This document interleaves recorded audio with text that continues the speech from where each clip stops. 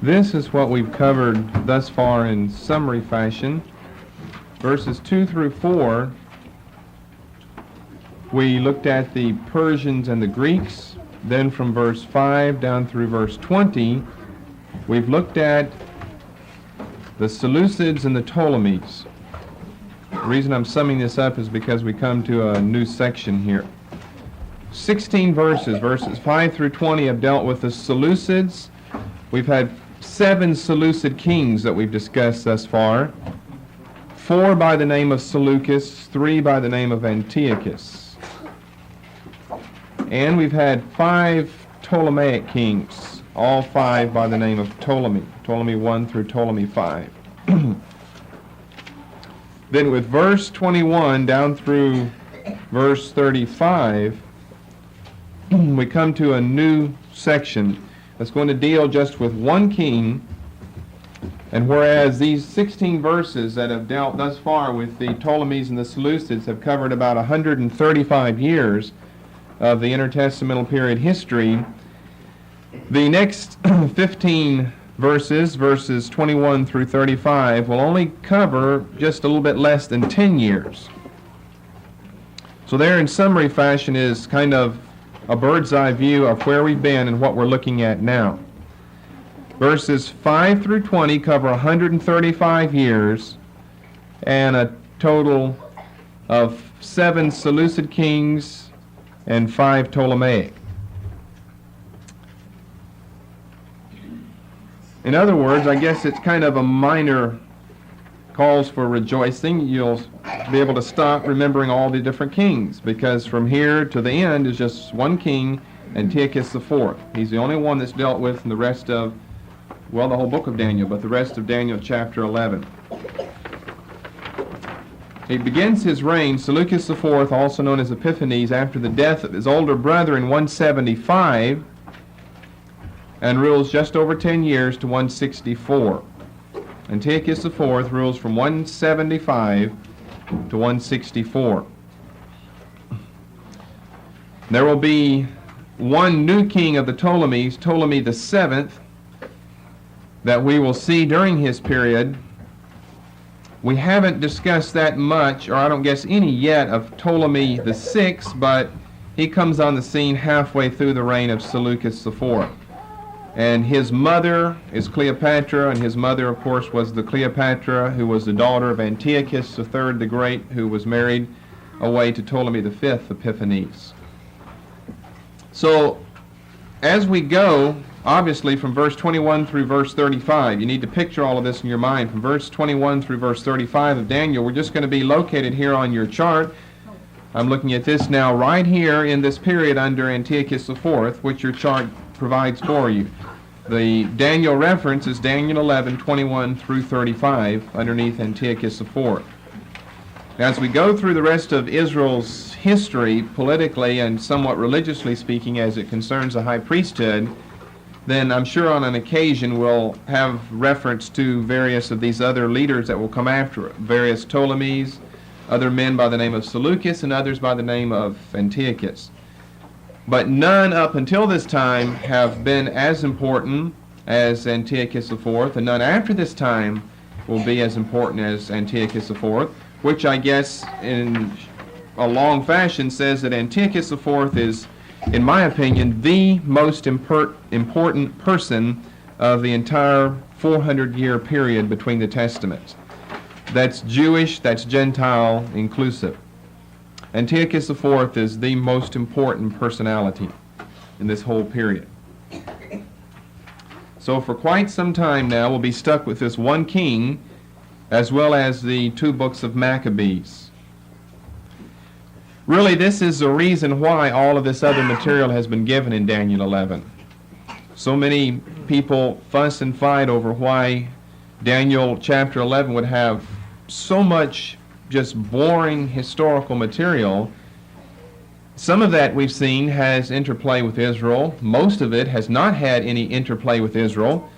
But how could he just start up with Antiochus IV without us knowing about the first 3 by that name and the others by the name Seleucus, and then their counterparts down in Egypt, the kings of the south, by the name of the Ptolemies? So that's really why all this material has been given from verse 5 through verse 20, these 16 verses that cover 135 years of history.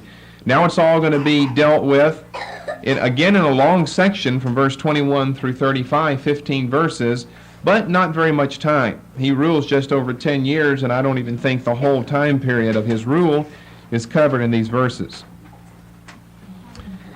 So after having said that he's most important, let's look at some reasons. This will take up some initial time this evening before getting into maybe the first verse dealing with him.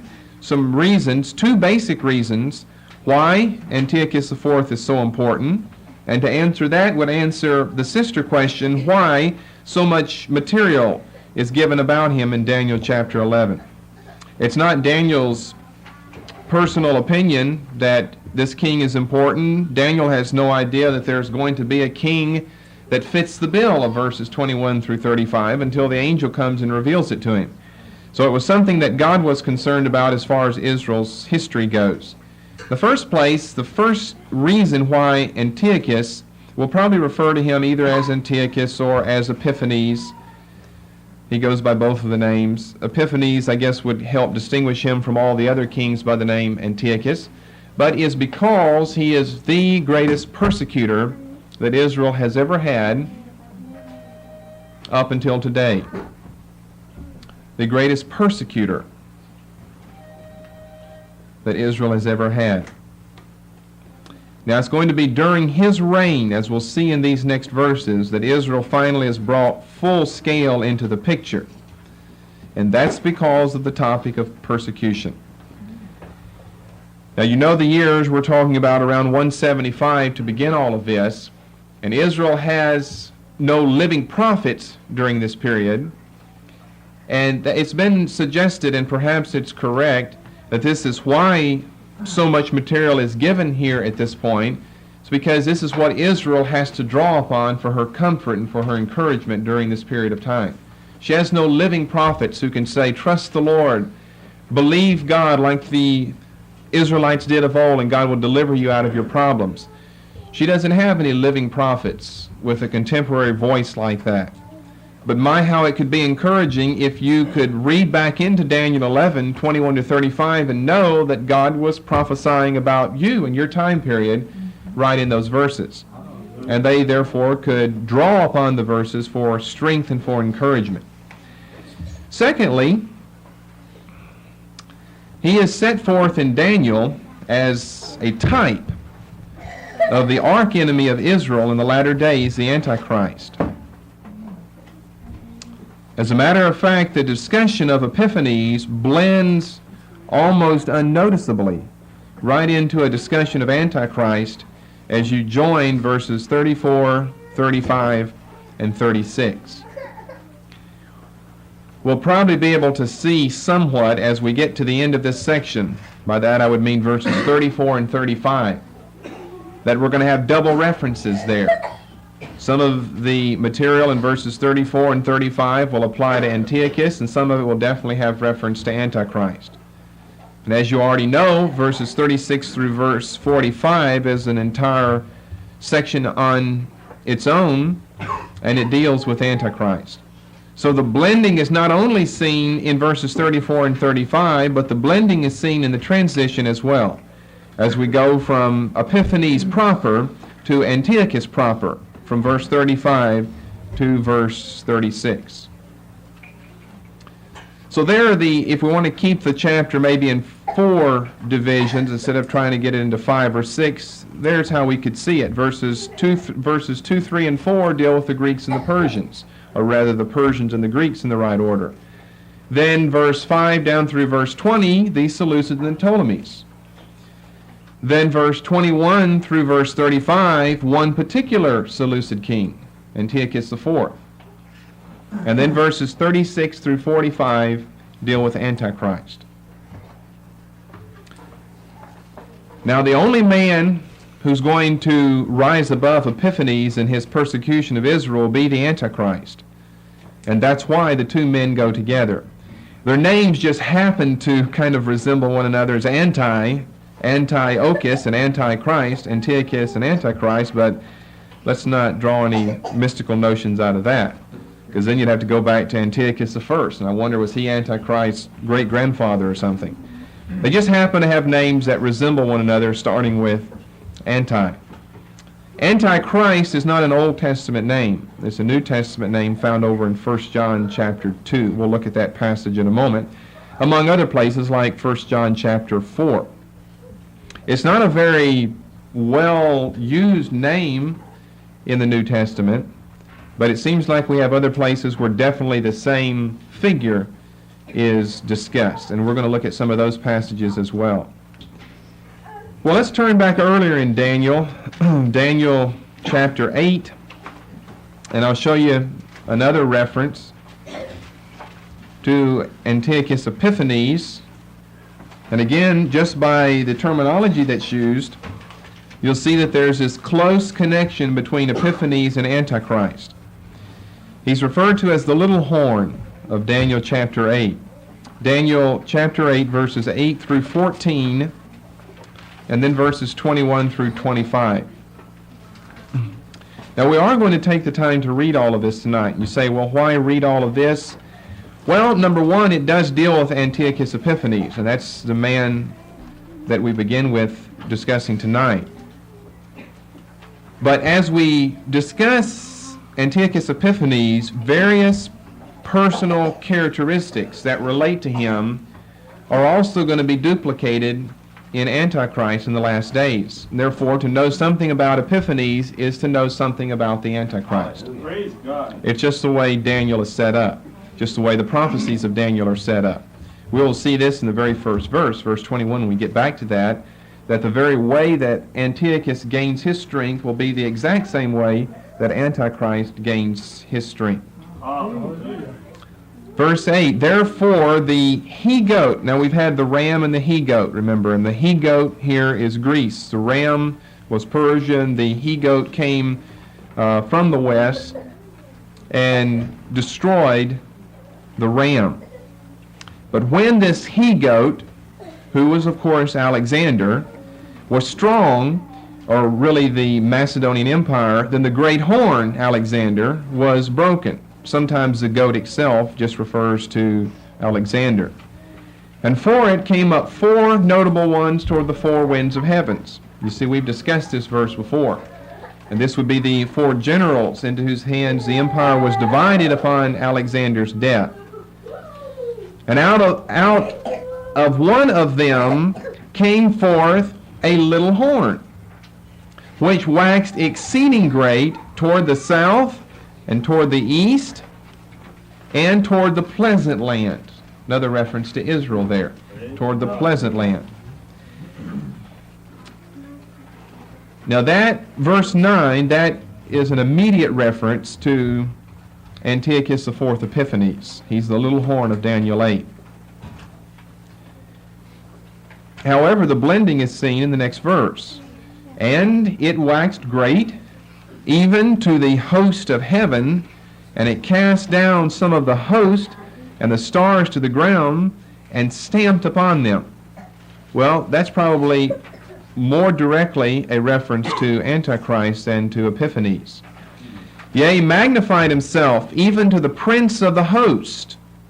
Probably back to Antiochus now. This prince of the covenant is mentioned over in Daniel 11, the first few verses there, and we'll look at that later. By him the daily sacrifice was taken away, the place of his sanctuary was cast down. Again, a reference to Epiphanes. And host was given him against the daily sacrifice by reason of transgression, and it cast down the truth to the ground, and it practiced and prospered. What I give you down through that verse, or 14. Then I heard one saint speaking, and another saint said unto that certain saint which spake, How long shall be the vision concerning the daily sacrifice and the transgression of desolation, to give both the sanctuary and the host to be trodden under foot? And he said unto me, Unto 2,300 days, then shall the sanctuary be cleansed. And all of that can be studied out in the Maccabean history. And what was the next section? Verse 21. The rough goat is the king of Greece, so you see Daniel interprets himself there. It's not our speculation of who the goat was. The great horn that is between his eyes is Alexander, the first king. Now that being broken, whereas 4 stood up for it, 4 kingdoms shall stand up out of the nation, but not in his power. Well, they would never have the power, remember, that Alexander had. And the latter time of their kingdom, well, we've moved 135 years now, the latter time of their kingdom. When the transgressors are come to the full, a king of fierce countenance, Antiochus, and understanding dark sentences shall stand up. And his power shall be mighty, but not by his own power. He shall destroy wonderfully, and shall prosper, and practice, and shall destroy the mighty and the holy people. And through his policy also he shall cause craft to prosper in his hand. He shall magnify himself in his heart, and by peace shall destroy many. He shall also stand up against the prince of princes, but he shall be broken without hand. And then Daniel has quite a time internally dealing with all of these revelations that are given. Daniel recognized that it has, as we'll see over in chapter 12, or as he learned later in what we call chapter 12, that you've got sometimes double application for some of these very extraordinary prophecies that the angel has been given to him, whether he's getting it directly with the angel before him, or in vision, or in dream, or however.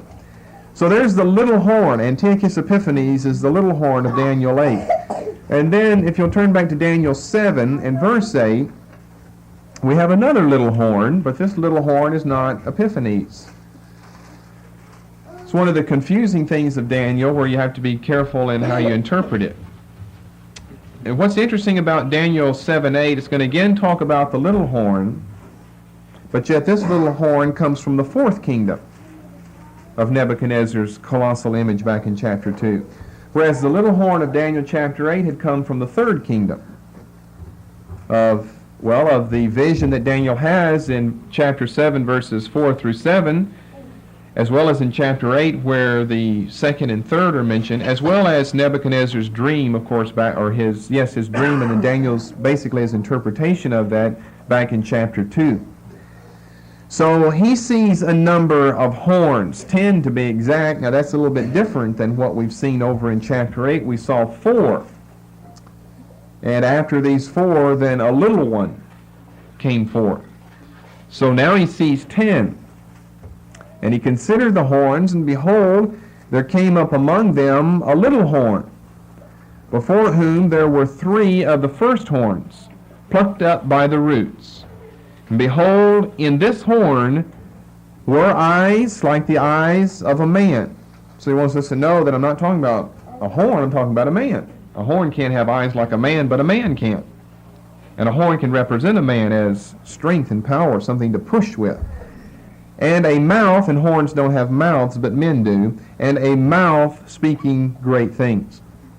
The little horn of Daniel 7, of course, is Antichrist, and the little horn of Daniel 8 is Antiochus Epiphanes hyphen Antichrist, when we see that blending or that transition occur. So the Daniel 8 passage is comparable to what we have going on in Daniel 11, when we see this blending and transition take place. Now, if you'll turn over to the New Testament with me for a moment, we're still under this second point discussing why we feel that Antiochus Epiphanes is so important. That's simply because he is a type of Antichrist. As we gave you in the first point, he's the most horrible of the persecutors of Israel. And so he serves as a type of the art persecutor, an enemy of Israel that will be seen in the latter days. Matthew chapter 24 and verse 24.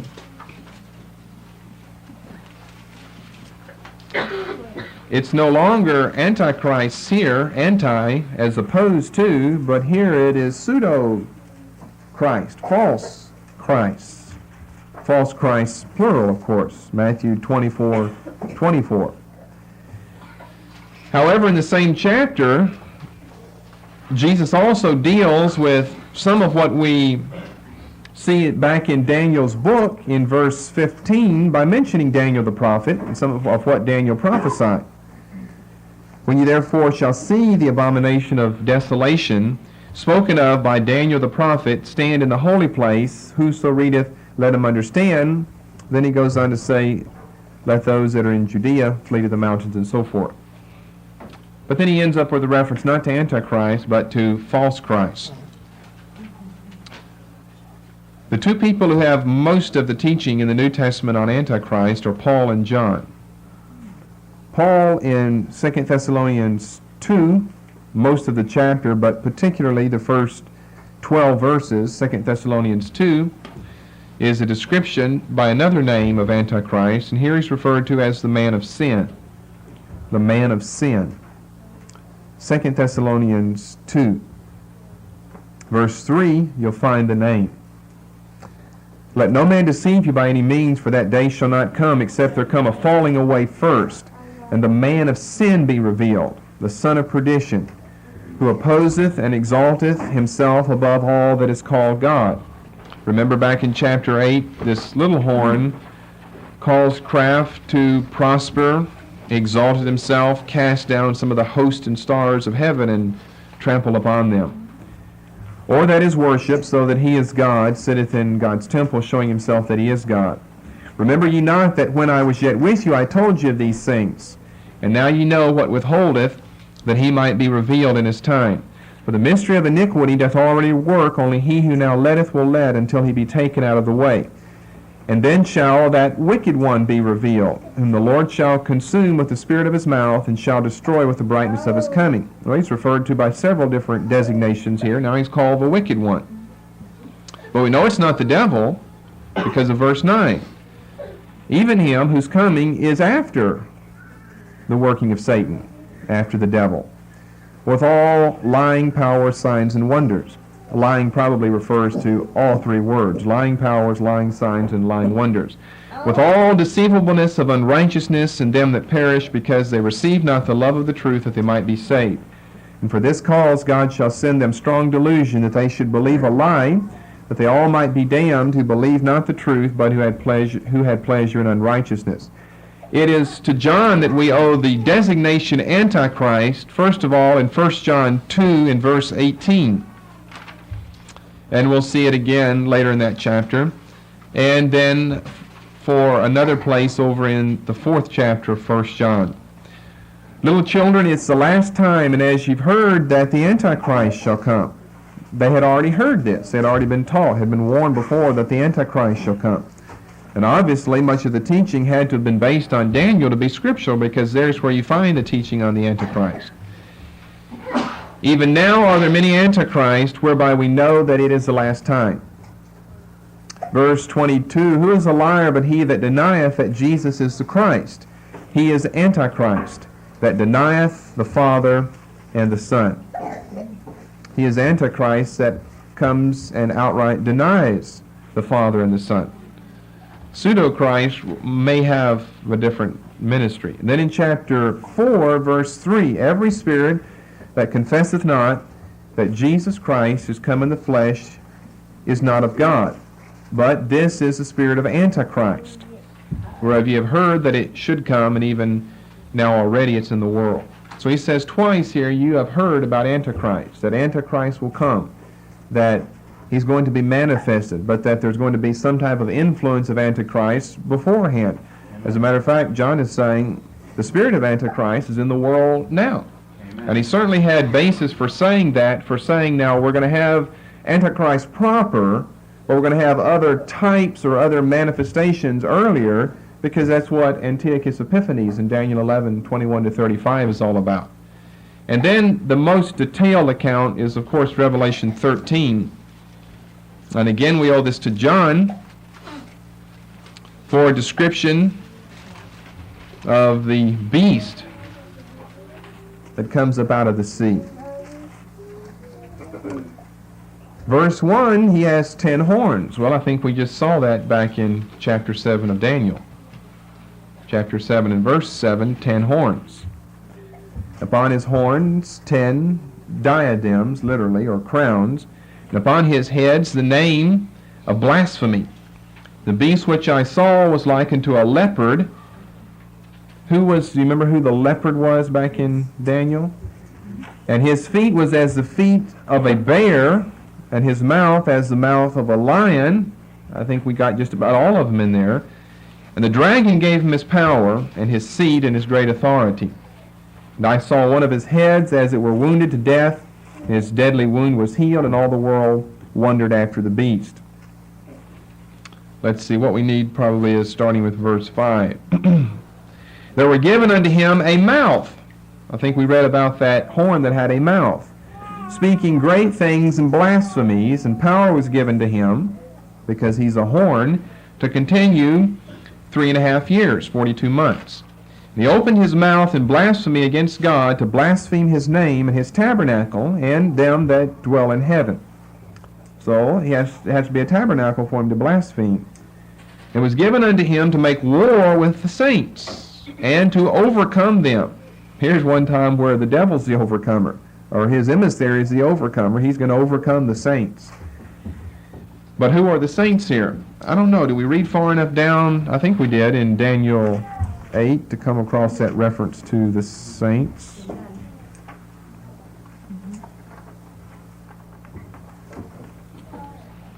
Well, they're called holy people. That's just a longer form of what saint is in Daniel 8 and verse 24. But I was thinking of another passage back in chapter 7, where you'll see the word, Daniel 7:25. He will speak great words against the Most High, and will wear out the saints of the Most High. Daniel 7:25. And to overcome them, and power was given unto him over all kindreds and tongues and nations, and all that dwell upon the earth shall worship him, whose names are not written in the book of the Lamb, slain from the foundation of the world. The whole chapter, all 18 verses, deals with Antichrist under this new designation of the beast. He's back to seeing him as we see in Daniel chapter 7 for what and who he really is. Now, getting back to Daniel 7, that's just some side reading on Antichrist, because it duplicates what the angel gives Daniel in chapter 11, even when some of it deals specifically and immediately with Epiphanes, verses 21 through 35. However, Jerome, in his famous commentary on the book of Daniel, felt that the immediate references to Antichrist begin with verse 21. And that's been followed by other commentators, that the immediate reference to Antichrist begins with verse 21 and not verse 36. However, that might not be true, because verses 21 through 33 or through 35 can pretty much step by step be seen and detailed in already past history, not something that we are still looking forward to.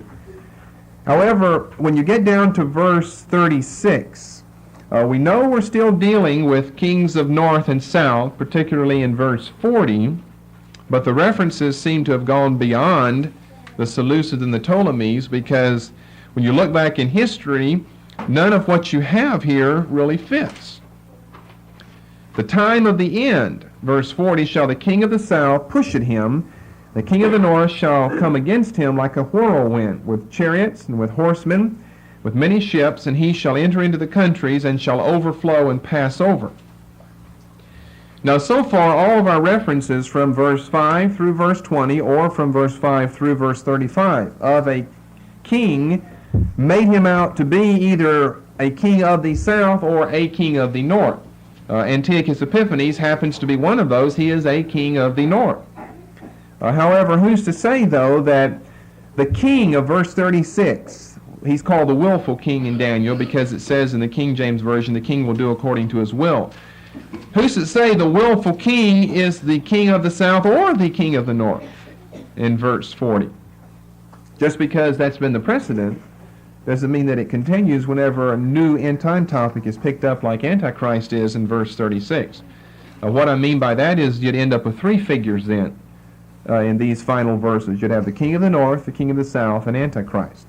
Well, anyway, various commentators have various views on that and where Antichrist fits in and where where Antiochus fits, or where there's actually a bleeding over, we could say, from Epiphanes to Antichrist. But since Epiphanes is a type of the final willful king, then many of these descriptions, let's don't assume now tonight that the actual, what can I say, the step-by-step historical descriptions of his battles and wars are going to all be an imitation of what Antichrist does in the end. But particularly the references to him, to Epiphanes as a man, to his personality, to his characteristics, to what he is like, are going to actually mirror what we'll see later in verses 36 through 45 and what we will see later in Antichrist himself. So it's my belief that Jerome is wrong, that immediate references to Antichrist don't begin until the 36th verse.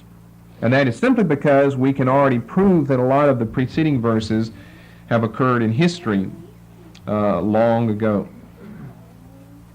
Okay, let's get into verse 21. Hallelujah.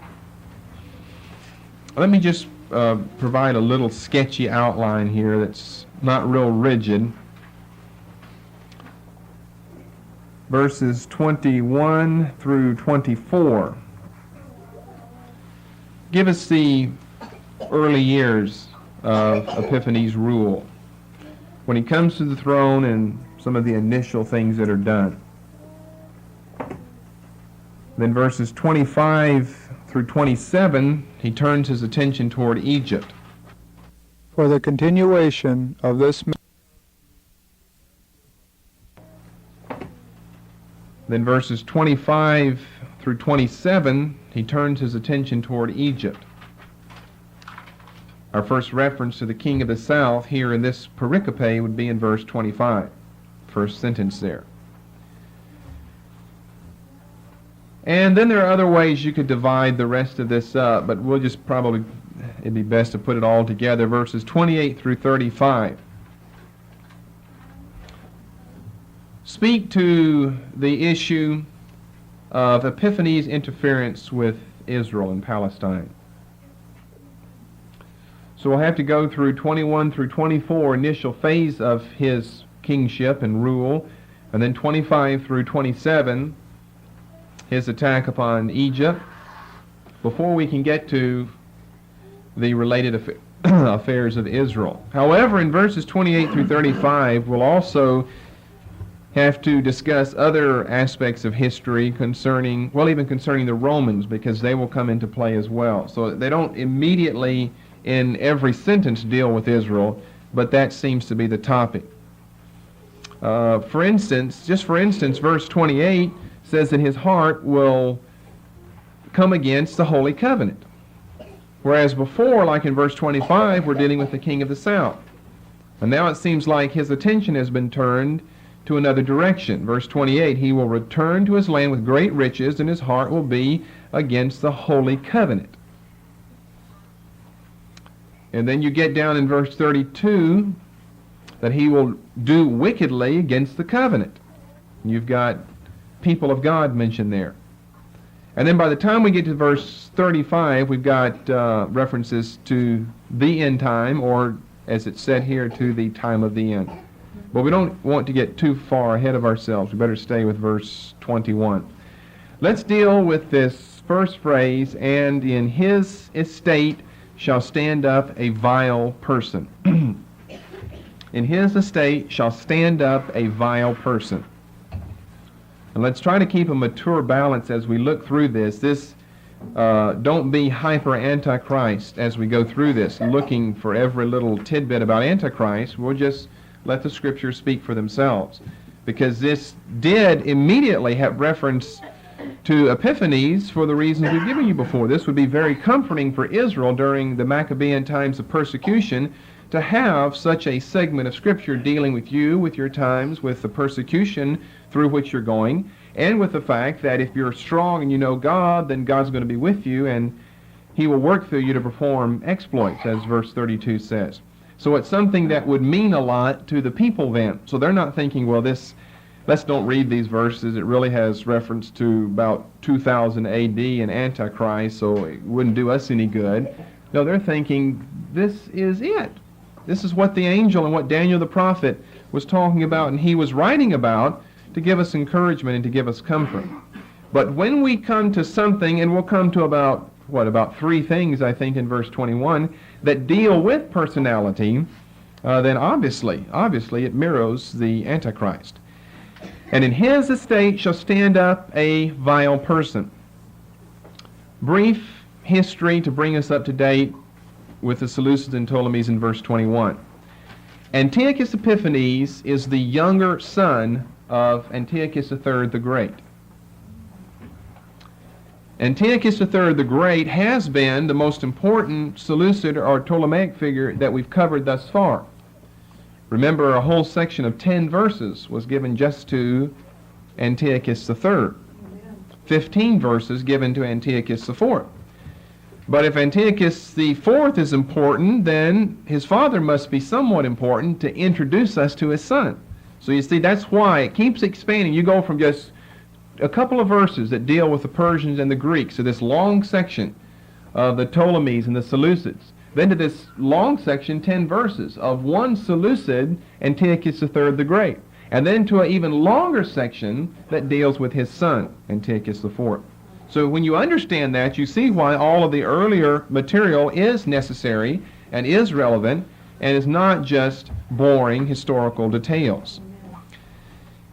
Epiphanes has an older brother, Seleucus IV, who was the king between Antiochus III and the fourth. He was given that one verse in verse 20. Remember, Antiochus III is the one who has made his overtures toward Egypt, and he was semi-successful until Rome put her foot in the way. And then he actually starts attacking, verse 18, some of the coastlands, which brings the great power of Rome into the picture.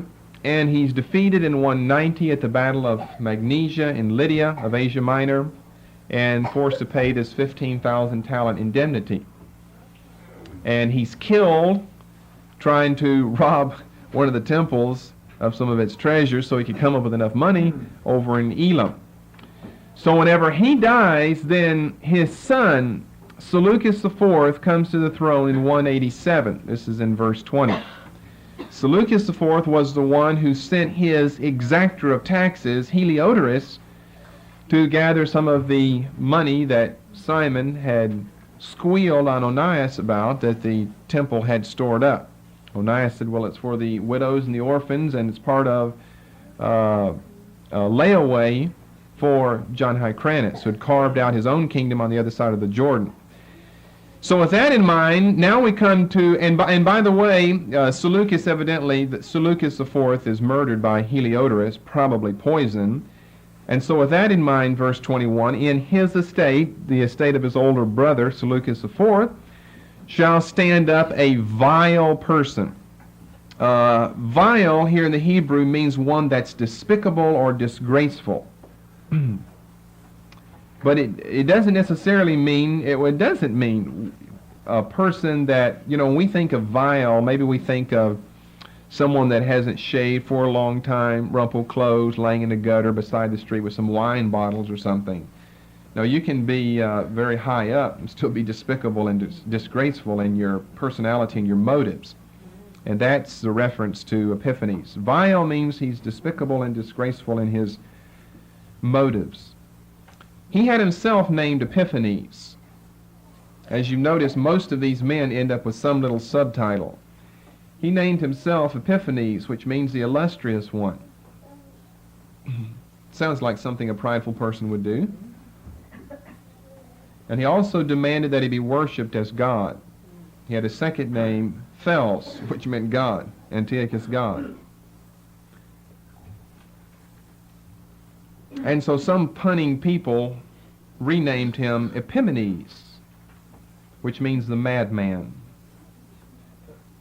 because of the similarity of sounds, hence the pun. Epiphanes, the illustrious one, Epiphanes, the madman. So some references to history call him Antiochus Epiphanes, Epimmanes. Epiphanes, which means the madman. People didn't take highly to someone in Syria claiming they were God, and they were desiring your worship of them as such.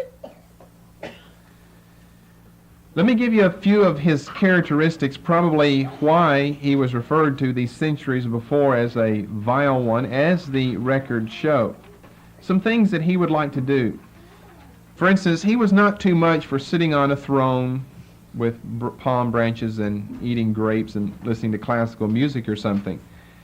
He was so vile and disgraceful and despicable that what he liked to do was run around with loose women and loose men, and men of no rank whatsoever. Kings are supposed to have dignity to them. You keep company with certain people and you avoid the company of others. But he liked his buddies the best. They'd go to the, well, things that we would think of, bars, taverns, that type of thing, for the girls and for the drinking. He'd love to sit up on top of a roof with some of his friends. We're talking about a grown man now.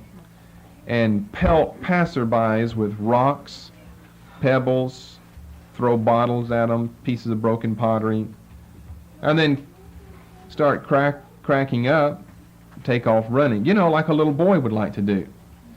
The only way he could accomplish this out in public was to wear a disguise. So he would put on a disguise so he could go out with the lewd, loose people. No wonder he's called a vile person. He had all this authority and all of this prestige and all of this wealth and power, but that's really what he wasn't interested in.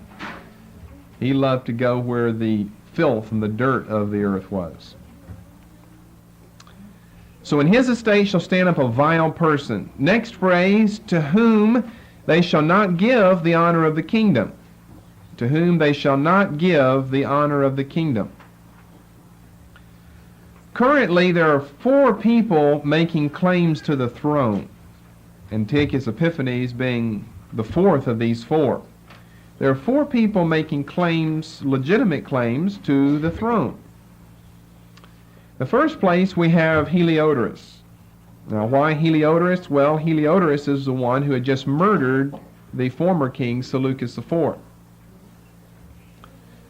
And as a matter of fact, after the murder of Seleucus IV in 175 BC, then Heliodorus, the man of 2nd Maccabees, actually has his government set up, the next government in Syria is set up underneath himself.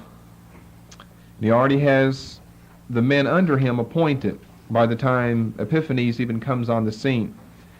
So you could almost say, although it really wouldn't be legitimate because he's not one of the kings from the Seleucid or the Antiochian line, you could almost say that he's the next king, although I don't think they'll have him on the chart because it was such a brief period that he had the government set up under him. So he's one who's making a claim to the throne. I said legitimate. I don't mean in the sense of the word that it was righteous or right, but after all, if you're big enough to kill the king, you ought to be the next one on the throne. So he was the next one on the throne. Then, secondly, another person bidding for the throne through his advisors and counselors was a little baby by the name of Antiochus, who was the younger of 2 sons of Seleucus IV.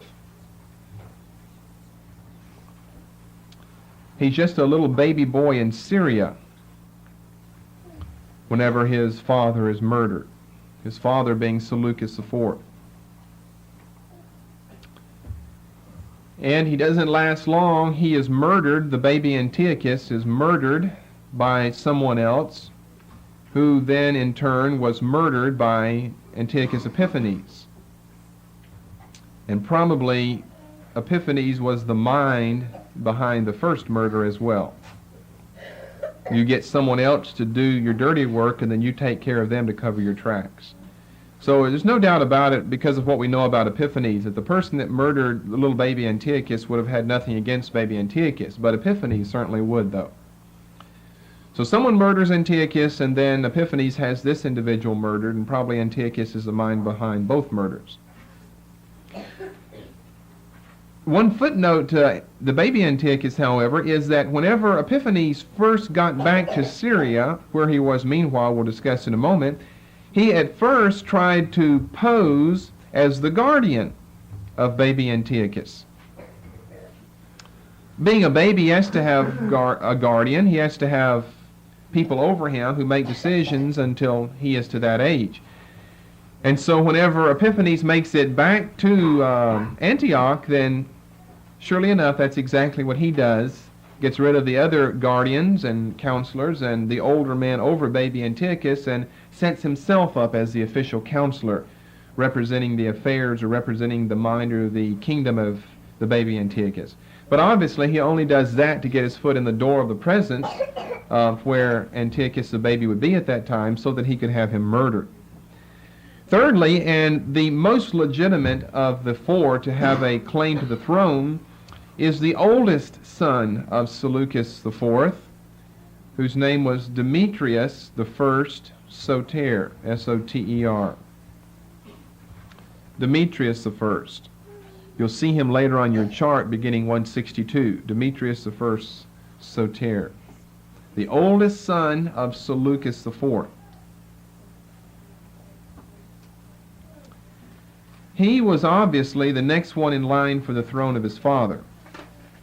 You see, even though, skipping back to Antiochus III, even though Epiphanes was another, the younger, was another son of Antiochus the Great, and his brother Seleucus IV had ruled just prior to him, just because he's a son of someone who'd been a king before doesn't mean that he is legitimately the next one in line for the throne. If the throne skips over him and goes to his brother Seleucus IV, then when Seleucus dies, then the throne legitimately would go to the oldest son of Seleucus IV, not to a brother of Seleucus, just because he happens to be another son of Antiochus the Great, but to a son, and probably it'd have to be the oldest one, definitely with Antiochus being a baby, and that would be the one we're on, Demetrius I Soter. So this is what the people are expecting. The people aren't expecting for the new but temporary government of Heliodorus to continue in Syria, but that Demetrius Soter is going to become the next king. He is the most legitimate one. But by some measure, he ends up as a prisoner in Rome. And I'll say more about that here in just a moment, how evidently he ends up as well, we don't know what caused all of this to happen, but we know who's behind it, though. He ends up as a prisoner in Rome. And then fourthly, Antiochus IV Epiphanes. Four people vying for the throne. Epiphanes was the youngest son of Antiochus the Great, brother to Seleucus IV, and he was one of the hostages taken to Rome to guarantee the payment by his father to the Romans of that 15,000 talent indemnity assessed after the Battle of Magnesia in 190. Remember, I said some of the important Syrians were taken hostage to Rome to guarantee the payment of this large indemnity. Well, this would certainly be a good individual to take. It's not understood exactly why Seleucus was not taken, since being the elder of the two, Seleucus would be next in line for the throne.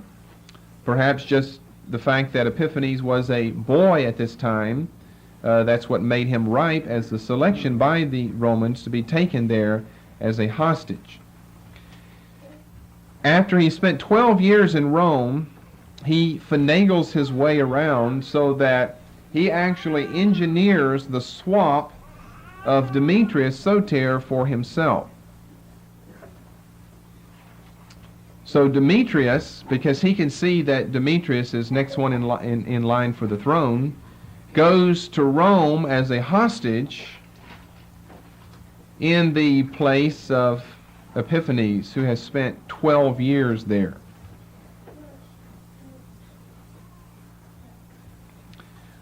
Why would they still need a hostage? Well, remember, they still have $1,000 talent indemnity due per year from the Syrians to the Romans. So it's still a lot of money to have to come up with on such a regular basis. And the 12 years that Epiphanes spent in Rome are going to be important later on. They'll prove significant for the affairs between Epiphanes and Rome, as we'll see later in this chapter, Daniel 11, because obviously after having spent that much time there, and he was not captive, he was not stuck away in a cell somewhere, he was given much liberty. As a matter of fact, he was treated as a prince, that's exactly what he was. He was a prince. He was the son of the king, which made him a prince. And he's treated as a prince in Rome. So what I'm saying is he had inside knowledge of the working affairs of Rome, what's going on there. And it's going to prove important and beneficial and significant for him later on that he had spent so many years, 12, in Rome, and not in a dungeon somewhere, but in the upper echelons of Roman government. So Antiochus IV is the one who actually is going to succeed, and that's why verse 21 starts dealing with him. The people not only are expecting Demetrius Soter to be the next one, but they're in favor of him. Why? Well, because he would be the legitimate one. He's the oldest son of Seleucus IV and nephew to Epiphanes. So now let's go back to our phrase and we'll understand it better. To whom they shall not give the honor of the kingdom. Well, you see, the Syrian people certainly did not and would not give the kingdom. If he's going to get it, he's going to get it some other way besides, oh, let's welcome home our king. And the end of the verse tells us how he got it. The Syrian people aren't just going to open their arms and give the throne to him. If they're going to give the throne, if they're going to take the throne away from Heliodorus, and they don't at this time, Antiochus Epiphanes is the one involved with that, then the one to whom they will give it would be Demetrius I Soter, and not Antiochus IV Epiphanes. So this is what the phrase means. And you see, this is what we're saying, or what I've said before, that these verses can be borne out in history. So they're not talking about Antichrist proper, immediately, or as such. To whom they shall not give the honor of the kingdom, because the kingdom was not willingly given to Antiochus Epiphanes. So how did he get the kingdom? Third phrase, but he shall come in peaceably. But he shall come in peaceably. The Hebrew word here is also used of him over in chapter 8 and verse 25 as beshalva. It means peaceably or without warning. That is, when the people are at ease and least expect it. He's not going to come by means of a bloody coup, that's for sure. It didn't happen in history, and it wasn't predicted by the angel. He's going to come in another way besides bringing in arms and men and power with him. He's going to come in peaceably. In other words, he's going to use trickery to gain the throne away from Heliodorus, which he does, who then vanishes from history, Heliodorus. It's used of him in 8:25. Through his policy also he shall cause craft to prosper in his hand. He shall magnify himself in his heart. Well, he called himself Epiphanes, remember. And by peace shall destroy many. By peace, beshalva, the same word that's used over in verse 21 of chapter 11, that he would obtain the kingdom, or he would come in peaceably. If you've got your Apocrypha, you can turn to the book of 1 Maccabees. This will be something that we need throughout the rest of the section in Daniel 11. We'll use it probably often because this is our historical material that explains this period better for us, especially that explains it from Israel's point of view. 1 Maccabees chapter 1, verse 10, here's what he's called. This scion, a scion of this stock, was that wicked man, Antiochus Epiphanes, son of King Antiochus. He had been a hostage in Rome before he succeeded to the throne in the year 137 of the Greek era. Well, I remember reading these verses. We read these verses before when we taught on 1 Maccabees. But now you know all about it here. He's a wicked man. Well, he's called a vile man in Daniel. He's son of King Antiochus, Why just say king and not mention others? Well, he was the great. He was King Antiochus the Great. And he had been a hostage in Rome.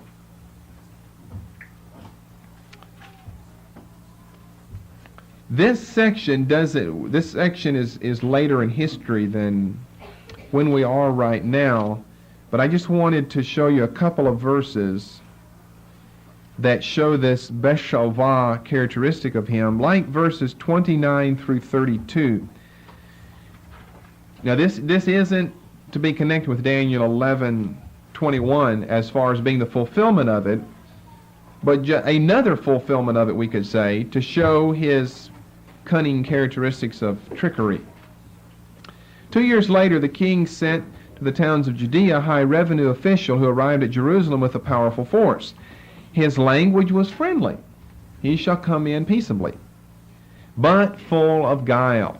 He'll take the throne away from Heliodorus by trickery. For once he had gained the city's confidence, he suddenly attacked it. Daniel 9 says that's what Antichrist will do to Israel. Once he gains Israel's confidence and her allegiance, then suddenly he'll move against Israel. He dealt it a heavy blow and killed many Israelites, plundering the city and setting it ablaze. And he pulled down houses and walls on every side. Women and children were made prisoners, and the cattle seized. Now this is talking about Antiochus Epiphanes just a little bit later in history than Daniel 11:21. So he didn't do it once. That was his characteristic. That was his nature. That was something that was a part of him. And here's one of those many things that we see will mirror that of Antichrist. As I said, Daniel 9 predicts the very same thing for Antichrist with regard to the passivity of Israel in the last days. So the new Syrian government under Heliodorus thought it was secure. Demetrius is already in Rome by this time. Whenever Antiochus Epiphanes arrives, but he deposes Heliodorus rather quickly, has baby Antiochus murdered, and he brings himself to the throne. And finally and fourthly, this last phrase of verse 21, he shall obtain the kingdom by flatteries. By flatteries. One of these long Hebrew words, halaklakot, that appears two other times, halaklakot, in Psalm 35 and verse 6, and Jeremiah 23:12. I could tell you how it's translated, but we've got a few more moments. We might as well go over and look. You'll get the picture better yourself. Psalm 35 and verse 6 to begin with. Halaklakot. It appears here, but it doesn't have reference to someone's internal makeup, but to something outwardly.